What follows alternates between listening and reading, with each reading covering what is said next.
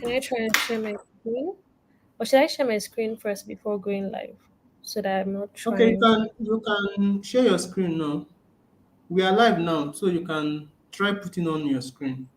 Okay, let me see. Yeah.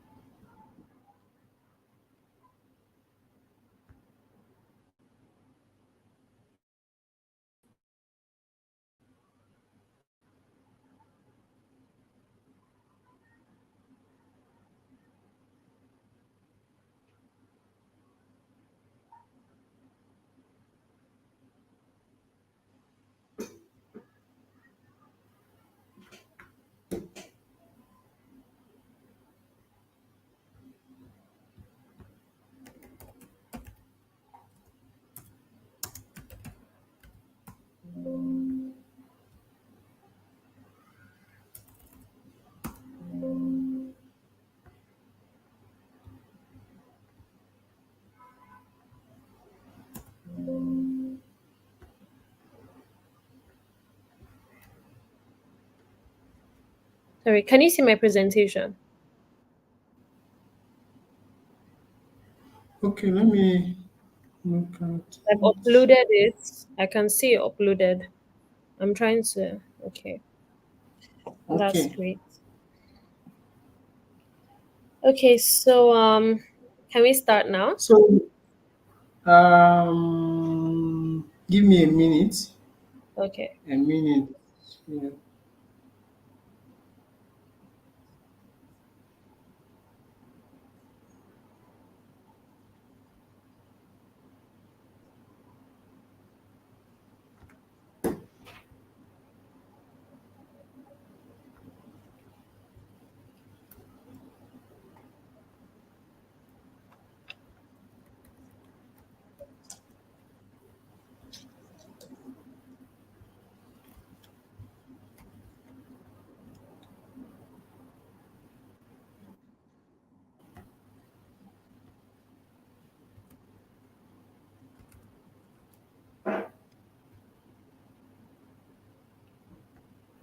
Okay. So good afternoon everyone. You are welcome to the fifth topic for your Ideate 5.0 ideation program. So if you are just joining in, you can give us your name, your startup name, and your location as normal so that we know that people are here with us and we're not alone. So, as you already know, my name is Pascal, and I'm the program manager for Inspire Hub. And I'll be working with you guys a lot on this program. My colleague will soon join in.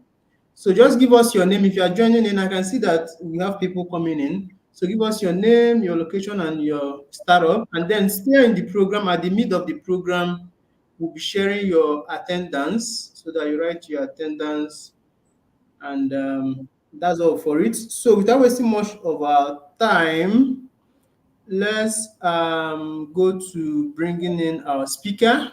So Deborah is a legal practitioner who has been regarded by our clients as a 21st century problem solver. She worked as an associate in TNLP TNP. technology and M&A team.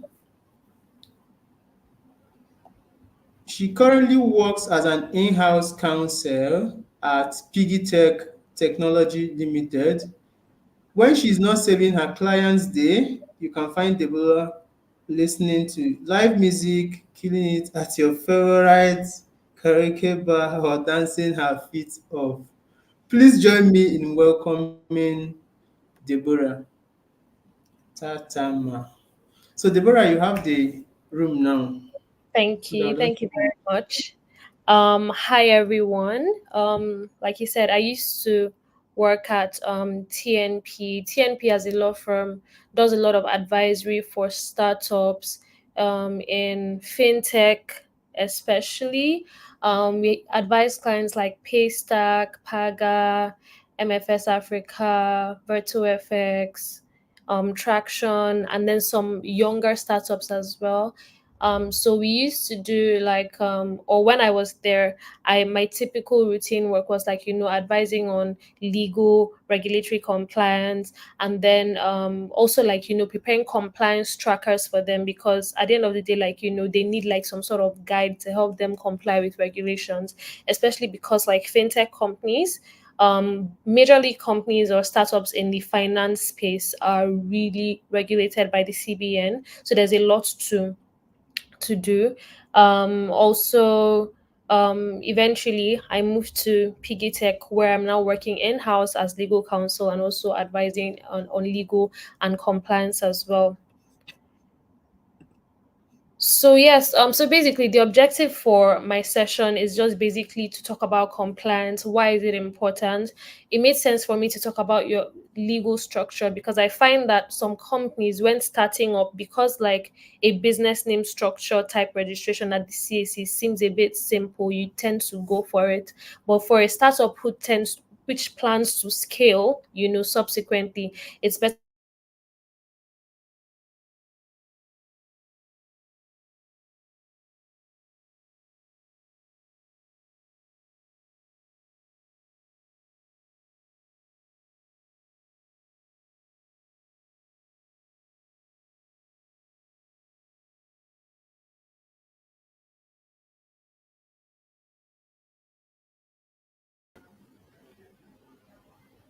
Please, can you guys hear me? Please comment if you can hear me. I think she's having issue with her network. Okay, she's back.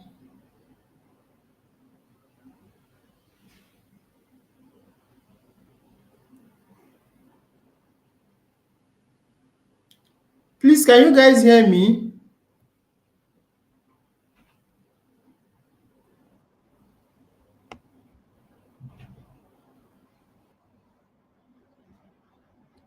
Hello, I can hear you.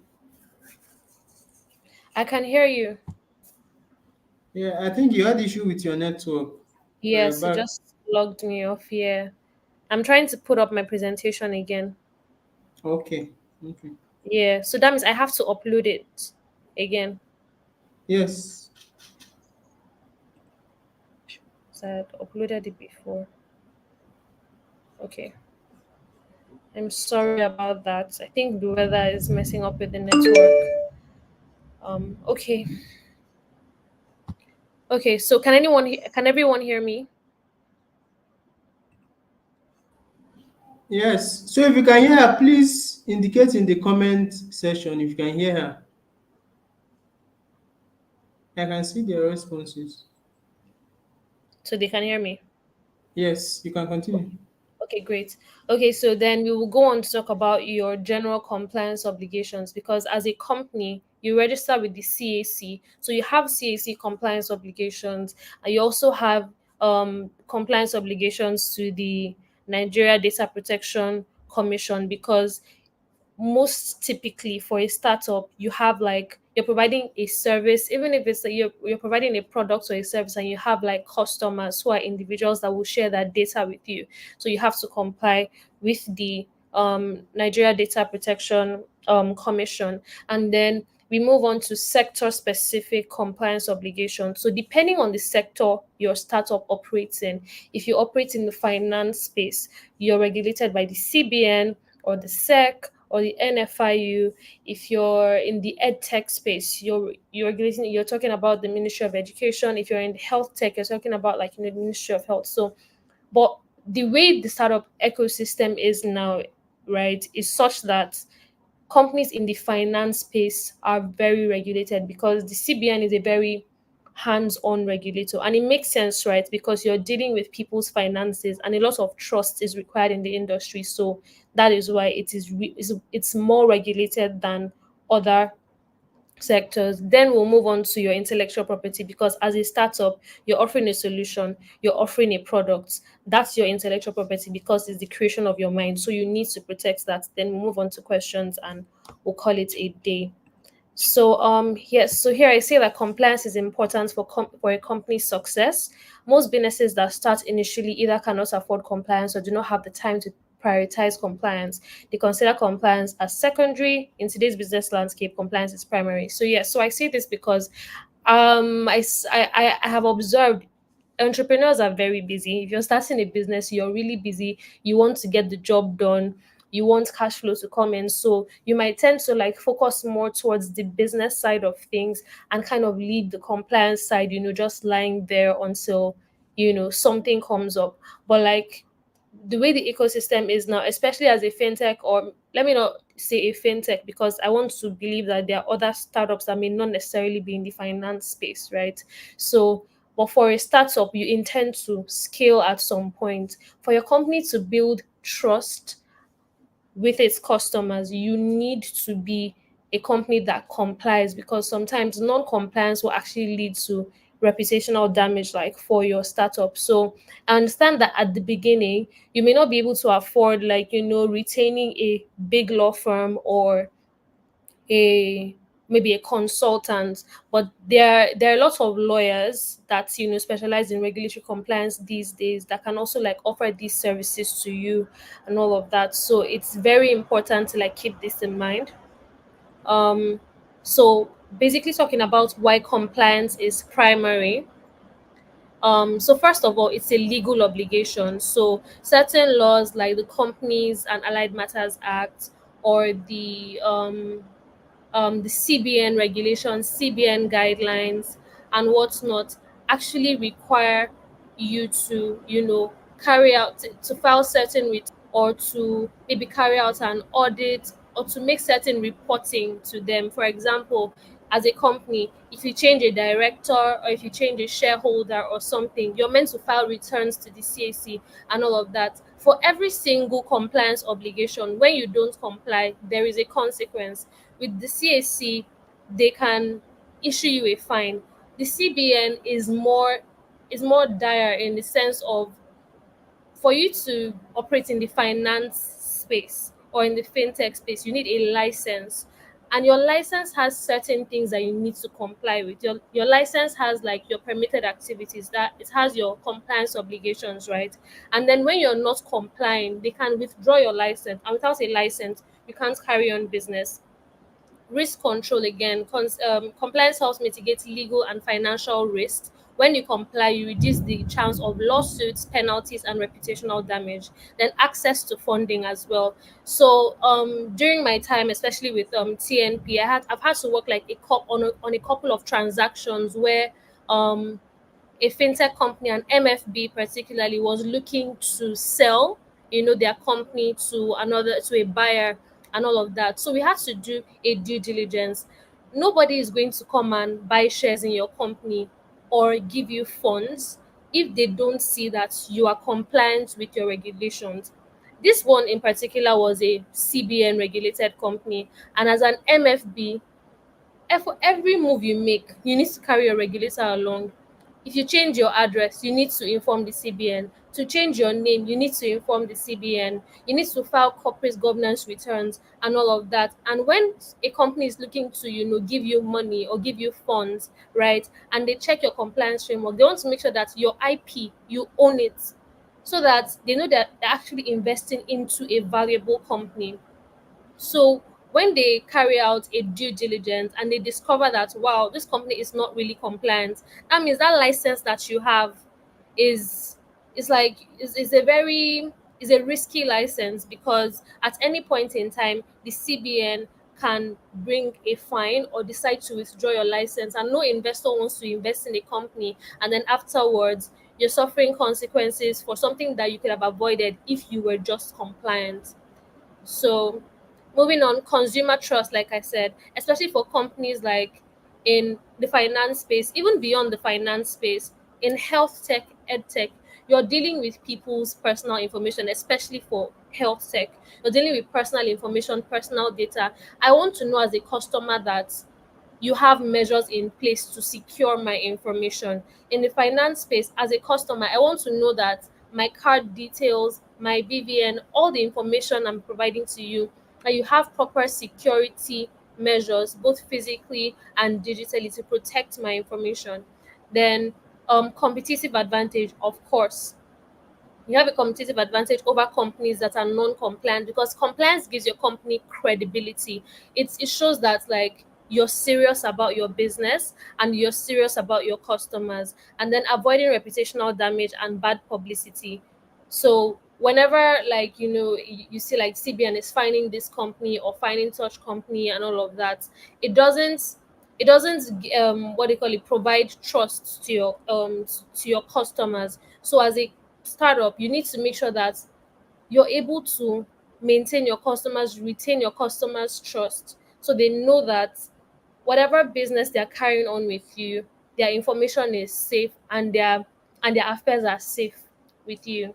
So we'll move on to, so here I said the opportunity cost of non-compliance is too much for a company that intends to scale, because no investor is going to want to invest in a company that has is notorious for receiving fines from the regulator, is notorious from not protecting their customers' information and all of that. So it's very important for you to stay compliant. So I'll go to legal structure. So I'm not really sure the companies that are here, but I wanted to like just make differentiate between a business name structure and a limited liability company structure, right?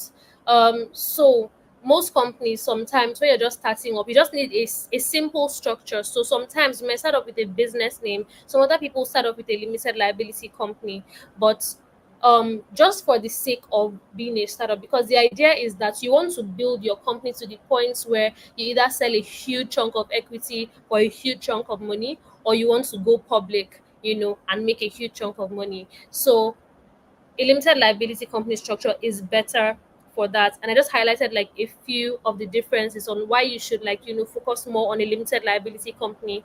So for a business name, of course, you have full control, you have direct profits, and you have tax advantages, because you are, how do I explain it now, you are your business. So for a business name, there's no separation between the founder and the business. The founder is the business. So when you pay taxes, you're paying taxes for the business, or when the business pays taxes, it also qualifies as your tax. There's flexibility in that. You can easily make decisions. You don't have a board of directors that you have to, like, run things by. Another, but a disadvantage is that you have unlimited liability, because there's no separation between the founder and the company or the business. All the debts of the company are your debts.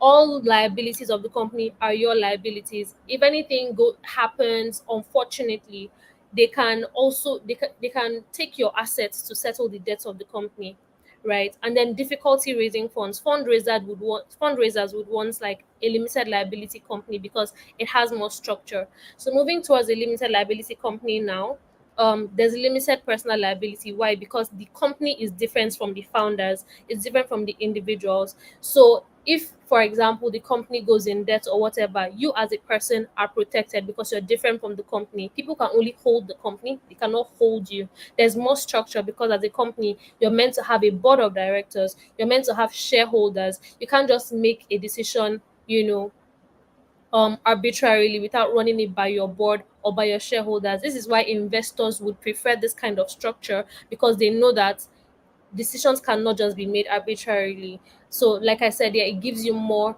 credibility when you have a board, better access to funding, because investors would trust, a company that has a board, and then better continuity, because like if one of the a founder like passes or for some reason decides to leave, the business can go on, as opposed to a business name where the founder is literally the business, and if he leaves, the business, just goes with him. So yes, so on this, I would advise you, if you are working with a business name, to choose a limited liability company instead. If you haven't, incorporated your company yet, you should definitely go the direction of a limited liability company. Then now we'll move to your general compliance obligations. If at any time you're not hearing me clearly, please let me know. So obviously, to to carry on business in Nigeria, you need to be registered with the CAC, right? So the CAC has a couple of periodic compliance obligations that you have to comply with. One is your annual returns and all of that. So your annual returns comes after like your financial year. Typically, you're meant to have auditors that would go through your finances for the year and prepare an audited financial statement on your processes, your finances, and all of that. And then typically, you will carry out an annual general meeting where you make this reporting to your shareholders. After your annual general meeting, that is where you now file your annual returns with the CAC. Now, if you've incorporated your business, maybe it's the first year, it's a startup, no one is expecting you to break even the first year. You don't need to make a profit to file your annual returns. You can file nil returns, just indicating that, oh, no profit was made and all of that, because failure to file your annual returns attracts a penalty. They may not come for you like every year, but one day when they just remember, you can just meet a fine, on your desk. So it's very important to make sure you file your annual returns. Like, it's not difficult at all. Any lawyer can, take you through the process of doing that. So yes, and I think, like, when you don't file your annual returns like consecutively, I think for about 10 to 15 years, your company could be struck off, the register. So it's important to make sure like you file your annual returns, statutory registers as well. As a company, you have shareholders, you have directors. You're meant to keep a record of your shareholders and their directors, the dates they were appointed, and certain details about them. And then when they resign, when they are removed, you continuously update it. And then regular returns to the CAC. For example, if you have a new shareholder, you're meant to file returns with the CAC. Returns basically means I'm reporting to you, I'm letting you know that there is a change in my company, because as the Corporate Affairs Commission, they are meant to know, right? So if I appoint a new director, if I remove a director, I'm meant to file all these returns with the CAC. And I've realized, that a lot of companies don't take CAC compliance obligations seriously, because like it's the CAC, and the CAC is not frequent with their fining or their penalties, right? So most people would disregard it. But think of it as a startup that intends to scale, as a startup that is looking for debt, as a like debt funding or equity funding, or that's looking to raise capital at some point. No investor will, you know give you money if they carry out a due diligence and they see that you're not filing your returns. Very simple things like this, could affect a potential sale of your company or a potential investment of your company. And I've seen this several times. Like, you haven't filed your annual returns, you need to go and update your records at the CAC before we move forward. They might agree, right? But a condition would be that you have to comply before we move forward. So it's very important to just carry out these things periodically.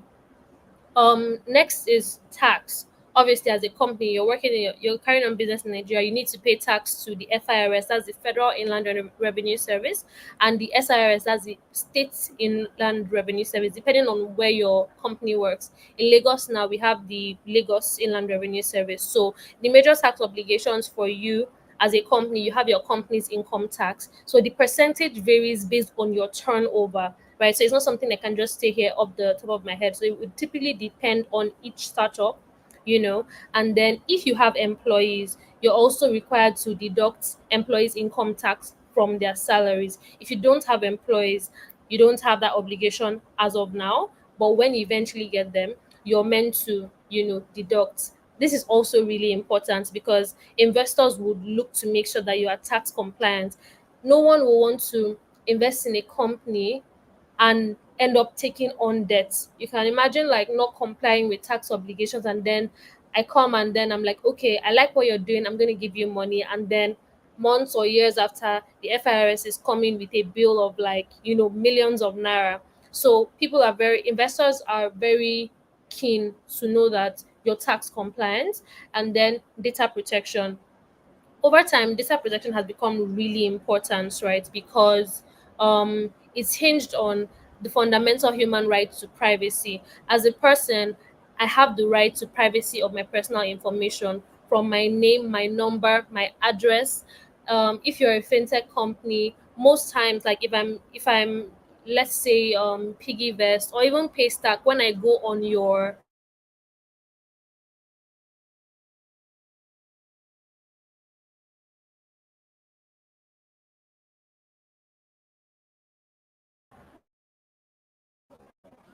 hello, can you hear me?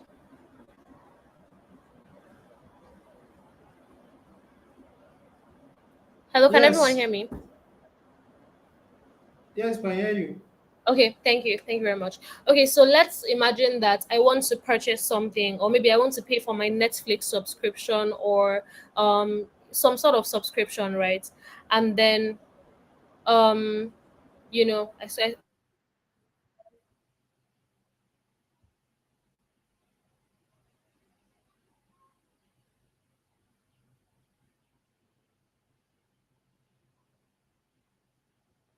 I see a question.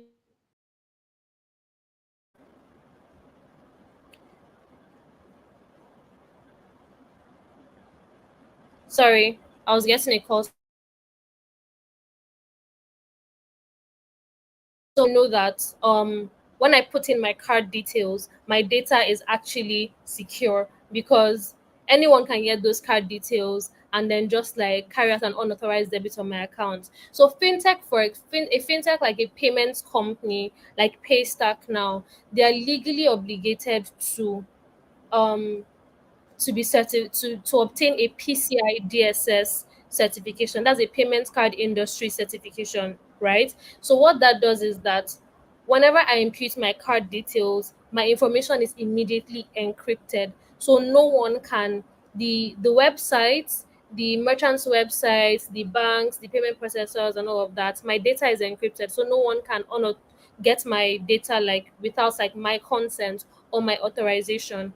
So data protection is really important, right? Now we have a new data protection act, and it requires companies who are data controllers to register with the NDPC. But there's an eligibility criteria to register with the NDPC, right? So a startup, especially a young startup that doesn't really process a lot of information yet, may not need to register with the NDPC. But a startup like maybe a Piggyvest or a Paystack that processes a lot of information definitely needs to register with the NDPC. As a company as well, you're meant to have a data privacy policy.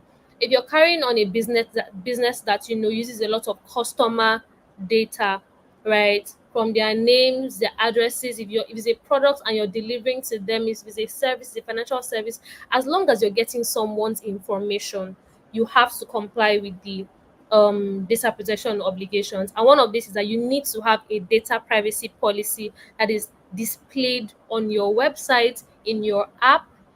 If you have a physical office, on your physical office, or either way, your customer must be able to see your data privacy policy and accept it. So most companies, what they do is that if I download an app now, before I'm able to access the app, I see the terms and conditions, and the terms and conditions usually includes the privacy policy. So I will read the privacy policy, and this usually contains information like, oh, what type of information we collect about you, what do we do with the information, what are your rights. For example, as a customer, I have a right to ask you to delete my information. If I've given you my name, address, and all of that, I have a right to tell you to delete it and all of that. And the privacy policy should also contain like, oh, how who do I meet when I want to exercise some of my rights as a customer. So you need to have a good privacy policy, and then data security measures, especially if you're carrying out a digital service. You need to be able to so I'm not a techie, I'm not a techie, right? But I think they call it like firewalls, or just implement data security security measures that will like protect your customers data and everything.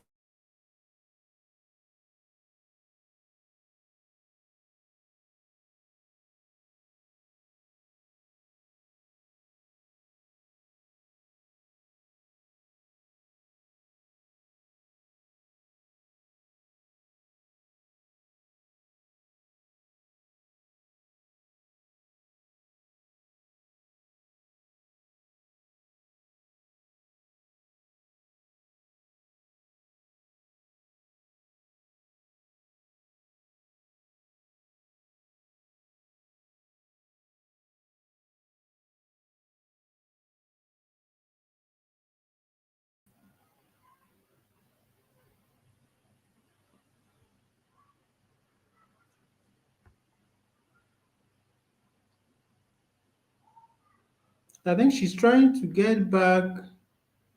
So while she's trying to get back, guys, please, if you have questions for her, you can start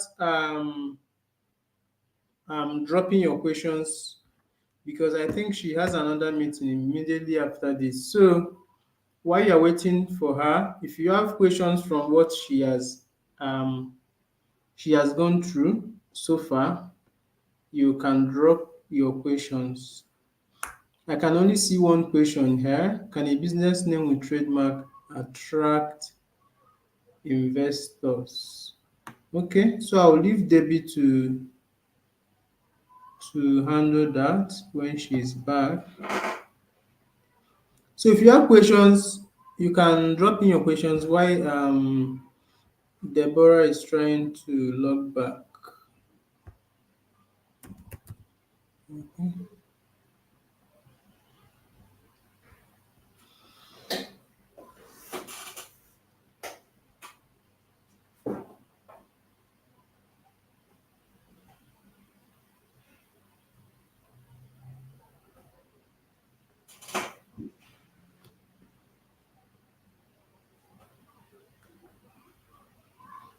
Okay, so two questions so far. So I'm putting up the attendance now. You guys can start filling your attendance while she comes in. So someone is asking a question. I have a registered company and now coming up with a product line, with a new product line. Do I register? I need to register a new company for the new product, or I maintain the new product with the old company. Okay.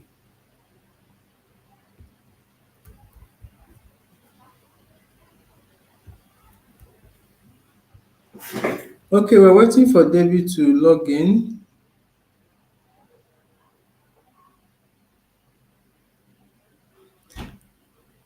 Okay, so she's really complaining that the weather is disturbing her network. She's trying to log in.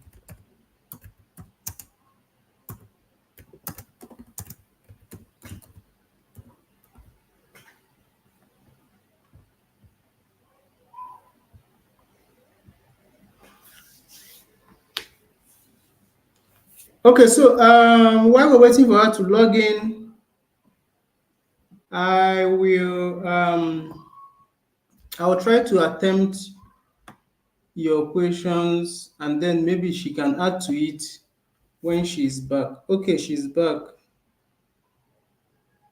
Okay, she's logging in back. Sorry again. It's raining really heavily, and you know Nigeria. Okay, it's fine. Yeah, thank you. Yes, so we were at data protection. Yes, so I was saying that you need to implement data security measures to protect your customers' information, and then data breach reporting. If in any event someone gets, like, information of your from your customer, it could even be an employee. Sometimes you find that an employee might take like data and like give it to like an unauthorized party, and then I mean we see it with banks sometimes where you just realize that a customer has been debited with a huge amount of money, and some in some cases like these are actually like insider things. So what happens is that you're required to inform the commission within 72 hours, let the commission know, like, how you've handled it and what you plan to do to make sure it doesn't repeat itself again. So the NDPC is not that it's not that strict a regulator, right? So but it even helps your your business, to report and also say, this is what we've done, this is what we plan to do to make sure this doesn't happen again. Right. And then annual data protection audit. So every year you're meant to carry out a data protection audit. There are organizations called data protection compliance organizations that you engage to audit your company to see, oh, do they have a data privacy policy? What happens when a data breach occurs? and all of that. So the data auditor just makes sure that you have the appropriate, like, you know, measures in place to protect your customers' data. And if you don't, they just make recommendations and they submit it to the regulator after the audit. And like I said, the NDPC is not that strict. So once you comply, you're good. Even if you don't have everything, I don't think they're expecting you to be A1 from the get go. You just have to make sure you keep improving on your processes. So now sector specific regulation. So I will tend to focus on in fintech space because like it is the most regulated space. In spaces like maybe education or health, of course, like you may have to get some licenses depending on the products like you're providing and all of that. I think betting and gaming is also regulated by the National Lottery and Gaming Commission, and also Lagos State has its Lottery and Gaming Commission if you're in the betting or gaming space. But then again, they don't even have a lot of regulations. You just need to register and maybe like, file return sometimes, but there are not a lot of regulations in that space. Maybe subsequently that might be the case, but at the moment the CBN is and the SEC are like your apex regulators. We also have the FCCPC, that's the Federal Competition and Consumer Protection Commission. So everything consumer protection based, that's the FCCPC. If you notice, I think there was a time that a lot of lending companies or some lending companies were very um we're operating in a way that you can just get your phone now and then you see a picture of this guy is a thief, he stole this. That is not like behavior that is permitted by the FCCPC or the CBN or the SEC. So that's why the FCC has been really trying to like get rid of these illegal lending companies that do stuff like that, because that is an infringement on someone's data privacy. Although funny enough, I won't even be surprised, right, if the data privacy or their terms and conditions include that they can share your information in the event that you don't maybe pay them back the money that they've lent to you, because people don't really read terms and conditions. So they can actually add it there, but that is not like, behavior that the commission actually encourages. So I'm just going to go through some sort of fintech services. So payments companies, like maybe if you're providing like a payments gateway, like a Paystack, or mobile money operators like a Paga. There are also those that have payments terminals, your POSs, you know, like your Money Point, your Traction, your Paga as well. Digital banking, like your Kuda banks, and the like savings and investments, like your PiggyVest, lending, like your branch fund management as well, and open banking like your Okra and all of that. All these companies are hugely regulated by the CBN. If you're carrying out any finance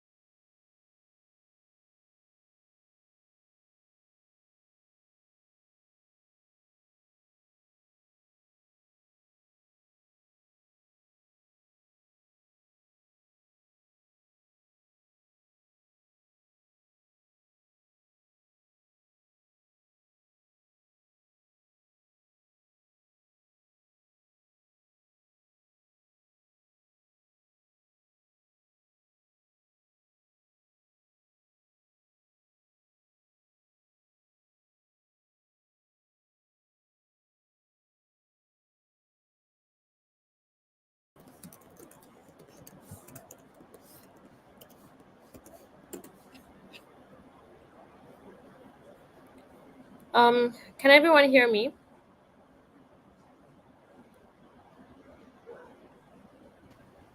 Yes, yes, we can hear you. Can you guys hear? If you can hear, please indicate.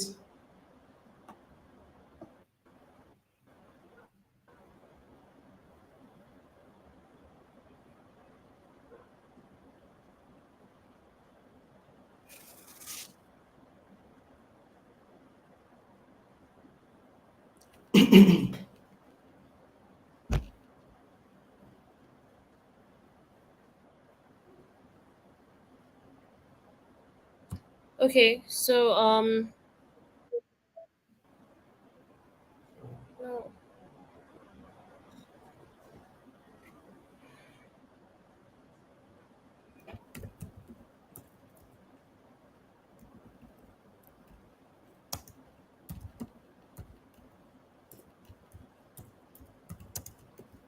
please let me know if you can hear me.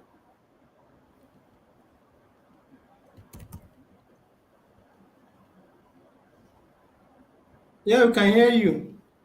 Okay, thank you. All right, so like I said, like all these companies are hugely regulated by the CBN or the SEC or the FCCPC through laws, guidelines, frameworks, and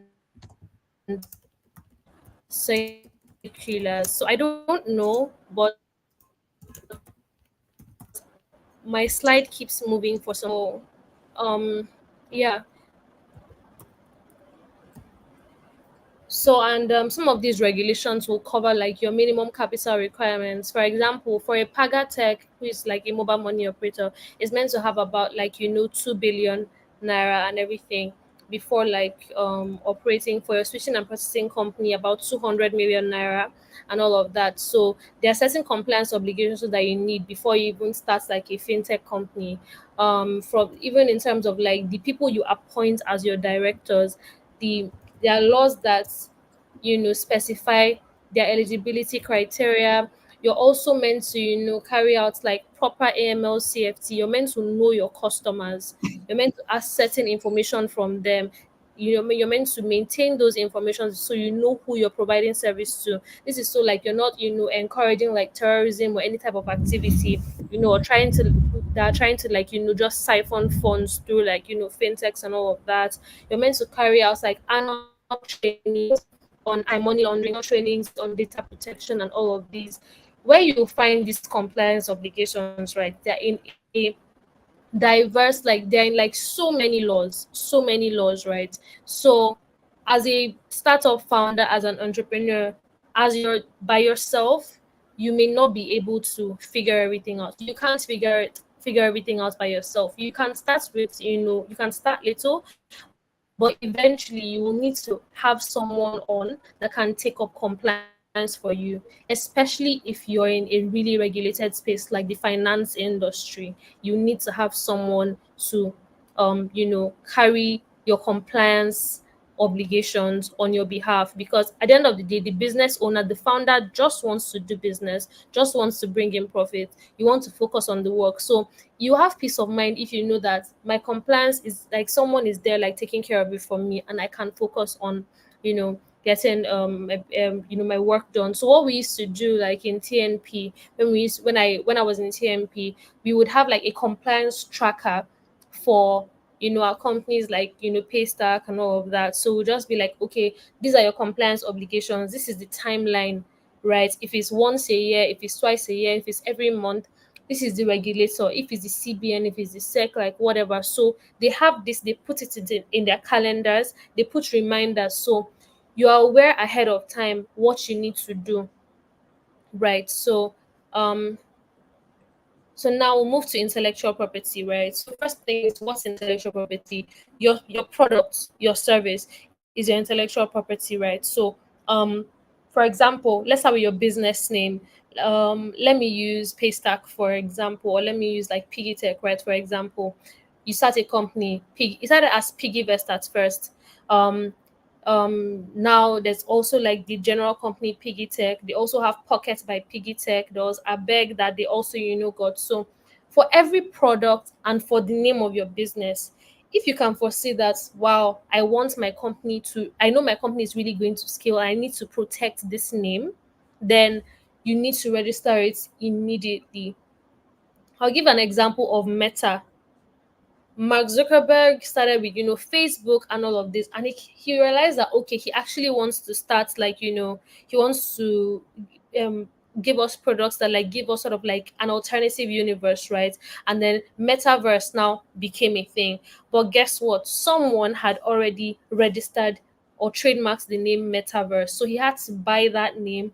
I can't remember the figure now, but I know it was millions of dollars and all of that. So that's how important a name is, to the business. So you have to register your intellectual property, because when you don't, it's harder to go after someone that starts using your name, you know so the process for that and the cost for that in Nigeria is not even that, expensive and stuff like that. So you can trademark your business name, your logo, if you have a catchphrase, yeah, you can trademark, all of that.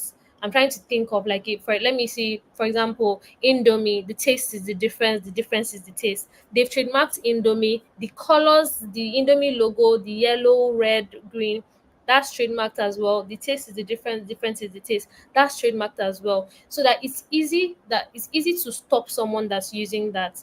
Copyright, if you're providing, like, if you have a software, if your product is, through a software, your source code is, is your copyright. You own that. That's your intellectual property. The good news is that you don't have to register copyright, right? Once you create an original work and it is in a fixed form, for example, your source code, you've already written down the language, it's in a fixed form, or if you write it down in a book, or if you just, like, keep it, what I'm trying to say is that your idea is not copyright. If you think about an idea, you don't have a copyright protection over it. It is until you actually write it down or codify it somewhere, that's when it becomes your copyright. So if you have an idea to maybe, like, help maybe international payment, maybe like tap to pay or something, if you're the one that came up with tap to pay, and like, oh wow, like, I really want to be able to tap something with my finger and then pay, and then you tell your friend, ex friend goes and then actually starts the product,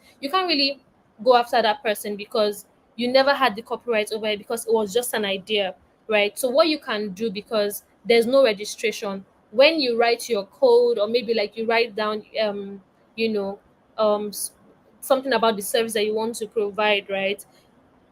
Not the idea, actually the actual source code for the actual software, you can email it to yourself. I'm not really sure how source code works or something, but the idea is to, like, write it down somewhere and, like, put it in an objective place that can show the timestamp of the date it was created, the date you wrote, and all of that, so that if anyone comes, you can show them objectively that I created this on this particular date. What the Copyright Commission does is that even though they don't register, you can notify them, so you can upload, the work on their portal. The problem with this, especially if it's your source code, is that your source code might be out there for anyone to access, and no creator wants that to happen. Patents is mostly applied to, like, devices or hardware. For example, your POS terminal device is the hardware, but the actual software, the terminal, is different. That's like your copyright, but the device is the hardware. You understand? So basically, you can patent, like, your device with the patents registry. It's a somewhat a straightforward process, in the sense that they don't really examine, like, the work, they don't really examine it that deeply, right? So once you just give them the documents they require, you can complete the registration. Trademarks is what they really examine, because they want to make sure that you're not using a name that is already in use, you're not using a name that is very generic. Your trademark has to be distinct, right? So if you maybe want to start, and then, for example, let me use a piggyverse trademark, right? Pocket is a generic word, right? If someone else comes and start using, like, maybe um this thing, like, pocket tomorrow, it will be harder to actually stop them, but that is why, like, the trademark has pocket by piggyverse, so that wherever you see pocket by piggyverse, you know that it's a pocket product, because it's a generic word. Normally it's harder to actually trademark generic words, except it's used, like, in an abstract sense. For example, apple is a fruit, right? but Apple uses it for software devices. So it's distinct because it is used for software devices. But if I have an Apple company and I say the name of my company, I have like an Apple farm, and the name of my company is Apple, that's very generic. No one will give me the monopoly over the word Apple for apples. So you need to be distinct with, the names that you come up with for your products. You can make up names, or you can use a name abstractly. For example, Tangerine, the company as well. Tangerine is a fruit, but it is used in like the insurance, finance space as well. So yeah, what to do with your IP. Once you've identified your IP, your products, your business name, the next step you should take is to register it and to protect it. For trademarks, it's valid for like 7 years. You have to renew, and then after your first renewal, it's valid for 14 years. So you need to keep track and keep renewing, and you also need to watch to make sure that no one is using your name after you have registered it. There are companies that carry out IP watch services, so you can just give them a list of your trademarks, and they can be monitoring, you know, people that use those trademarks and all of that. So yes, whew, that's about it. Move to questions. I think I saw a question at some point, but I was focusing on going through the presentation. So if you were able to get it, or how do you trademark your business name and logo? Yeah, you can give it to like a trademark agent. You can give it to a lawyer. The first step they will take is to carry out a search at the registry. The search usually takes about like maybe 48 hours to make sure that there is no name that has already been registered. Do you understand? To make sure that you're not using a name that hasn't already been registered, right? So when they come back and they saw you, that they will give you a search report, right? Basically showing you the list of companies that may be similar to your name. So you might find that that name has already been used. You may find that there are similar names and all of that. Then you can now decide whether you want to tweak your name, or you want to, if there's no similar name, then you can go ahead to do it. After you file, you get an acknowledgement saying that, oh, we acknowledge that you filed your trademark. After the acknowledgements, you wait for acceptance. What happens between acknowledgement and acceptance is that they examine your trademark to make sure that it is compliant with the act. After they give you acceptance, you're good to go. Because in Nigeria, before you get after acceptance, what happens is that they publish your name in the trademark journal, and within 3 months or 2 months, members of the public can oppose the registration of your trademark if it is infringing their own trademark, right? But because the registry has a backlog of trademarks, it's very unlikely that your trademark will be published as soon as you get your acceptance. So you most likely will have to wait, right? And then after publication, if there is no opposition, then you get the actual certificate. But for most companies, when investors come, or maybe you want to register for something, once they see your acceptance, is you're good to go. No one expects to see your certificate, but once you have your acceptance, you're good. Can a business name with trademark attract investors? I mean, like, if your brand is a good brand, right? Of course, like you attract investors and all of that. What would now happen is that if they want to invest in you, they might require you to restructure your company in a way that they can properly, trust that their money is being invested in a company that has like proper structure and processes. So of course you can attract investors.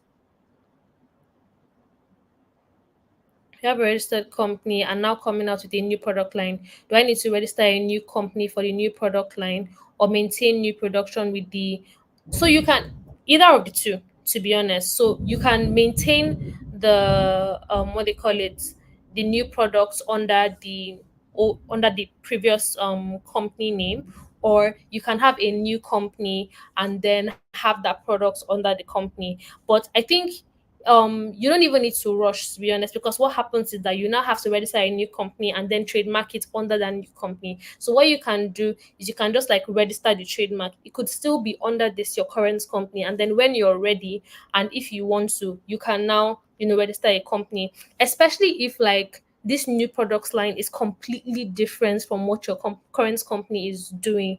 It might be better for you to have that create a new entity for the new product line, and then have that trademark under the new product line, so that even in terms of your compliance obligations, like everything is separate, and you can have like proper like housekeeping and all of that. So yeah, so I can say, what I'll say is that you might want to, depending on how diverse it is from your current operations, you might want to, like, incorporate a new entity.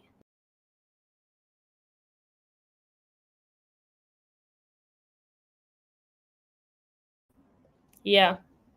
Or let me even give you an example, right? If your current company already has like a proper brand name, and you want it to also like enjoy the current brand identity that your current company does, at Piggy now, we have Piggy. Everybody knows Piggy, right? And then we now have a new product called Pocket and all of that. So what we have is Pocket by Piggyverse. So if anybody sees Pocket, they know that this is a Piggyverse product and all of that. So you can just like put that, like in a very minute way, so that people can fintechs are in business while still processing CBN licensing. So there's this thing called the regulatory sandbox. So the CBN actually has like an environment for companies, startups, obviously, because licensing is with the CBN is expensive. So when you're still like developing your product, you can you know, apply to be part of the CBN's regulatory sandbox. So this sandbox allows you to maybe like carry out demo operations and all of that.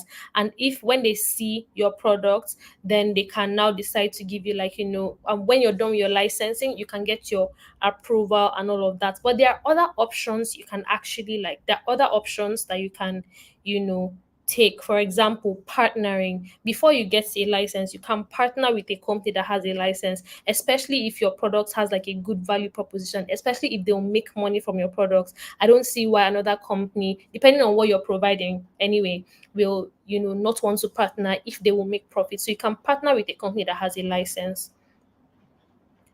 Trademark, yes, is different from business registration with the CAC. Yes, the body that handles trademark registration is called the Trademarks Registry.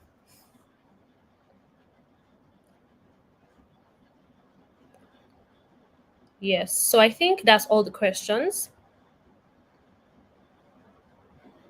How strict or what are the requirements in operating a business different from the initially registered company name and now operating with a trade name? This question is a bit confusing. How strict or what are the requirements in operating a business different from the initially registered company name and now operating with a trading name? I think I can you simplify this question, please? Or if you have audio access, maybe you might want to explain your audio.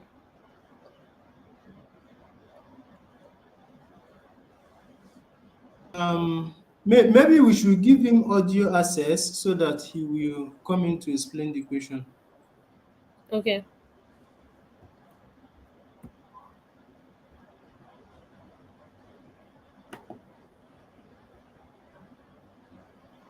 Okay, the person that asked the question, please use the link in the comment section to join the studio. So any other person that wants to use audio access, use the link to join so that you ask your question.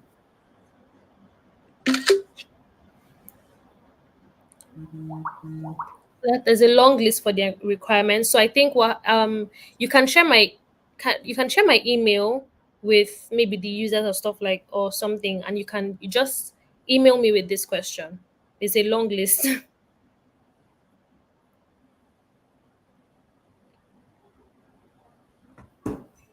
Or let me see if I can, if there's a chat box where I can just put my email. Um, let me see. Okay, yes. Let me just put in my email here. Or maybe when you share it, we can share with them on the platform so that everybody get access to it. Yes. So I will share this information with you.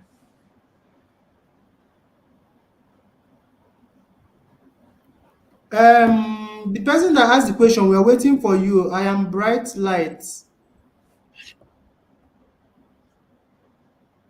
Please If you are coming up or if you are rephrasing your question, you have just a minute for that.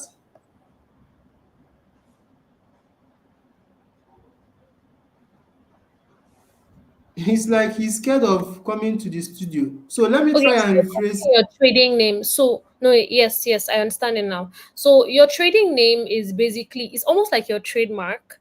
You understand? So let me use GT Bank for example. If you go to the CAC, GT Bank is probably like Guarantee Trust Bank PLC or limited, but everyone calls GT Bank GTB. So your trading name is just like what they call it, your a name that is not registered with the CAC, but also like helps people identify with your business and all of that. There's nothing wrong with like, carrying on business like using your trading name.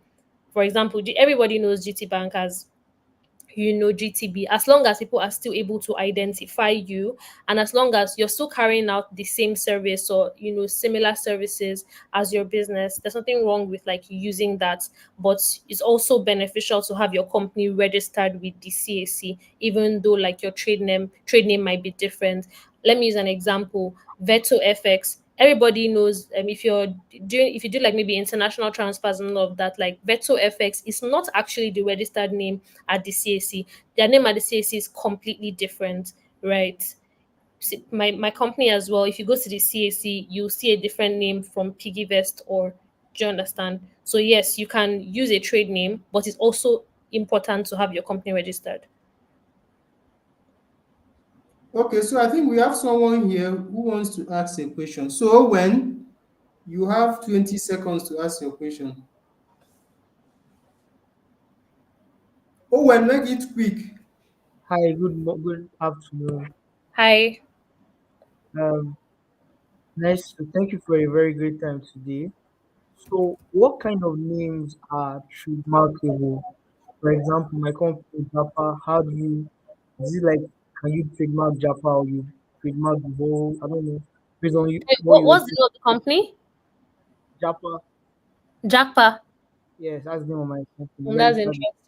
interesting. Okay. So the issue now is that Jackpa, if you trademarked it years ago, it would have been better. But because like Jackpa has now become very generic now, is there might be like some sort of difficulty, some sort. It is possible that you'll be able to register it, but because it's very generic, so what the trademark registry does is that if it's a very generic word, like there was a company that wanted to register Komole. Komole is a Komole means dancing Yoruba, right? It's a very generic word, and I can't give you monopoly over a word that's generic. It's like someone wants to register water. Are you saying that nobody else can use the word water again? Are you saying that nobody else can use the word jackpot again? So what you can do actually, you can try. You can do a search. I'm pretty sure you might even find some things, right? But you can add a prefix, right? Maybe jackpot by something. Do you understand? Yes, I Jackpot do. by maybe the name of the company. Do you Yes, understand? Japa. Jackpot Japa by Tech Logo. something, and then you can make. I would advise that your logo is like very very distinct as well. You can maybe spell your instead of like using the letter A, you can use maybe something else to spell the letter A. I don't know if you get what I mean, Yeah, but in a logo way, is yeah, in a way unique. that anyone who sees it can actually know that it's Jackpot. Yeah, so that's what I would say. So it's not impossible. You can still do it, but you can try either adding the suffix like Japa by something or make your logo very distinct. Yeah, So can I come to your DM for more questions? y- Thank you. you can.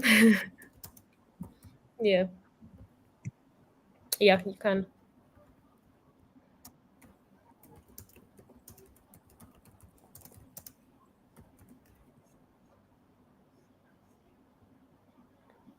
Yes. So if there are no questions, that will be the end of my presentation. I apologize again for the break in Okay, transmission. I think we have someone else. So Okay. let's make that. Romeo, please make it quick. Okay, great. First of all, I would like to appreciate this very session. It's been very, very informative. My question is actually in the space of fintech. So my Actually, question I would think it's be, me, but yeah, your audio is cracking. Is it okay now? Is the audio?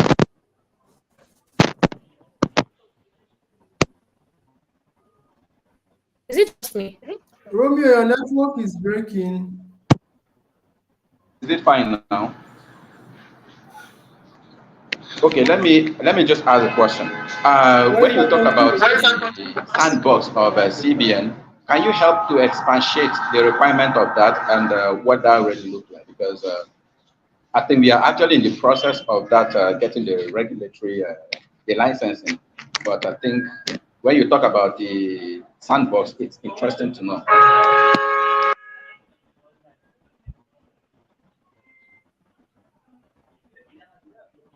I Can didn't you hear get me? anything.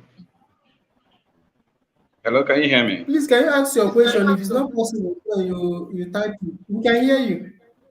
Okay. I'm actually asking, can you throw more light on the sandbox of the CBN before getting licensing? How the requirements and how to get it done?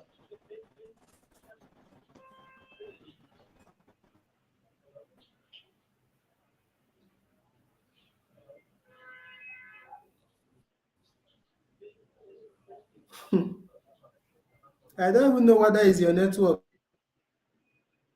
now or Debbie's network. Debbie, can you hear me? I don't even know whose network is disturbing now. Okay, I think what will happen, Romeo, type your question or questions and send to the WhatsApp page, and I will copy them and send to Debbie. Does that work? Fine. I I think think that's I think okay. she's also having issues with her. Let me see. She's trying to join now. So you both are having issues with your network. So I don't know. Hi Debbie, can you hear me?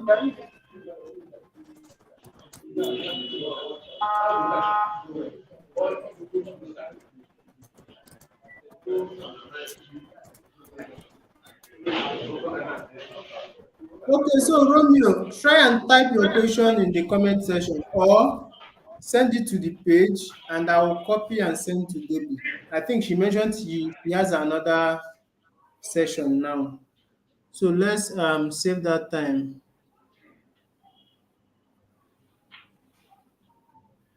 Okay, Romeo asked a question. Debbie, can you hear me? Can you please throw more light on the sandbox? So I think she mentioned she will send the list of whatever, but then send this question to the page and I'll forward everything to her. But I think on the sandbox, she mentioned um, that she will send the list of the requirement for the sandbox and blah blah blah. So I'll pass this question to her. So if you have more questions, kindly send your questions to the page and I'll pass everything to her. Thank you. Okay, great. Thank you. Good. Hi Debbie.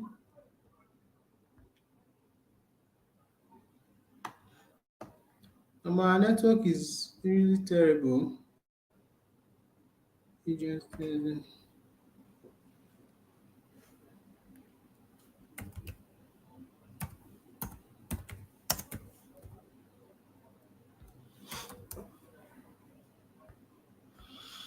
okay.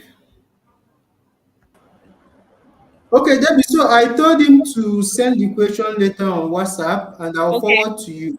Okay, Yeah. what was the question? I think he asked something around the requirement for. She said he asked, "Can you please throw more light on the sandbox?" Oh, okay. Yeah, so I'll send like more detailed requirements to because I think someone else asked, but I think in simple form, the sandbox is basically the way you have incubator hubs. It's like the CBN's incubator hub, right? It's basically meant to encourage like innovation. So you don't have, money to start to pay for a license immediately, or maybe you're even starting something new that no one has done before. The sandbox basically allows you to build your products. The CBN will review the products, and then at the end of the day they can issue you a license. But I will share more details on that, and I'll share it, and then maybe they can share it to everyone, I think. Yeah. Yeah, that's about it. Okay, so I think that's Yes. all. Yeah. So Yes, thank you very that's all. much, Debbie, for making out your time and sharing the knowledge and resources you've shared during this session. We truly appreciate all Thank you've you. put in for this Thank session. you. So we look forward to engaging more with you later. So Yeah. thank you everyone that joined. Please, you have your next session tomorrow. The facilitator for business model development will be coming on board tomorrow. So you have a session tomorrow. Once again, thank you, Debbie. We All wish you the right. best on the Yeah. best of the Thank you weekend. very much. Thank Yes. you and Bye. goodbye. Yes. Bye, everyone.